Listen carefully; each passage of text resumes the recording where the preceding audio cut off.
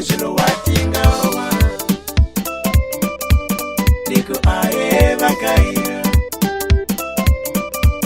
Niko ae vakaina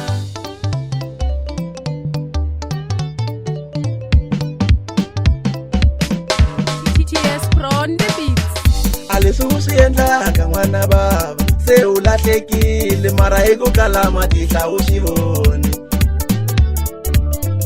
Alisusiendlaka n'wana baba se u tlule nawu mara eko kala matihla u swi voni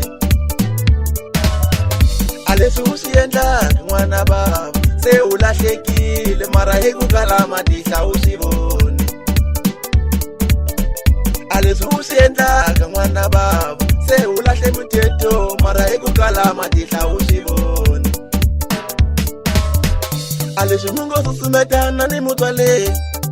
mbiyangwana a wu swi tivi ku mutswali i xikwembu na Aleswi mi ngo fikisana mufo wetu ni mutswale a wu swi tivi ku mutswali i xikwembu na I ku loko wa mu khome kahle a mutswale xin'wana na xin'wana u xi endlaka xi nge ku fambeli kahle wa mufoni phela leswi ni ku tsinya I ku loko nga mu khomi kahle a mutswale xin'wana na xin'wana u xi khomaka xi nge ku fambeli kahle wa makwerhu phela leswi ni ku tsatsiya u ngo tirha se u tirha na ma-overtime kambe loko u yo lahla masungulo swi to fana ntsena u ngo tirha se u tirha vusiku ni xikari kambe loko u yo lahla masungulo swi to fana ntsena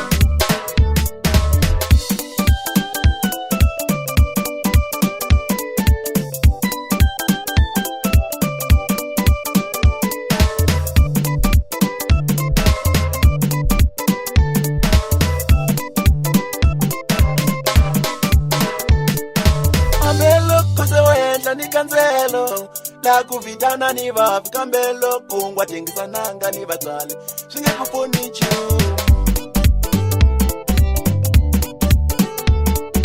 kambe loko se wo endla ni kandzelo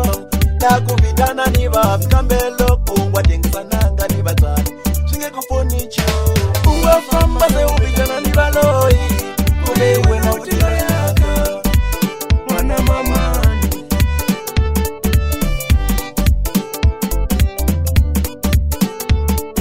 Aniri famba, famba uyatengisana ni vatswali famba, famba uyateka masungulu famba makwerhu uyatengisana ni vatswali zanga se ulusana timali takulava tinganga kuvati takuhlantswa mabadi kambe loko se wo endla ni kandzelo la ku vitana ni vafi kambe loko u nga tengisananga ni vatswali swi nge ku pfuni nchumu